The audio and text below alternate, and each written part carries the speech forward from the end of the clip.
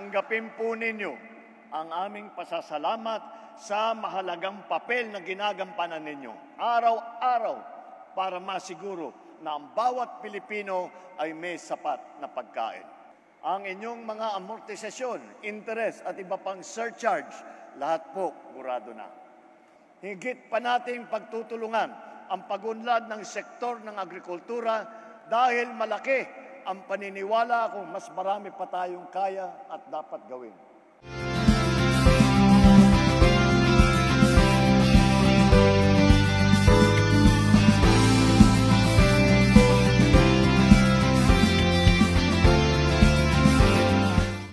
Blessing talaga para sa amin. Kasi yung sa halip na ibabayad na, kami mismo ang magbabayad, dumating itong pribilehyo to sa amin na naging blessing talaga. Kaya malaking tulong na yung ibang pwede naming ipambayad dito, magagamit na rin namin sa pansarili naming pangangailangan ng aming pamilya. Taos puso po kami nagpapasalamat sa ating mahal na Pangulong Ferdinand Marcos Jr. sa mga pribilehyo, tulong po niyang ipinagkakaloob sa amin. Nakipong tulong ito sa aming magsasaka na wala pang titulo.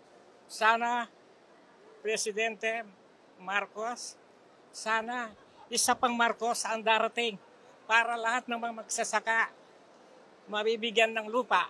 Tsaka talagang number one. Kasi sabi ko nga, kung ikaw lang magbabayad ka sa isang utang na gano'n, halimbawa sa akin, parang 400,000 nata, di ba?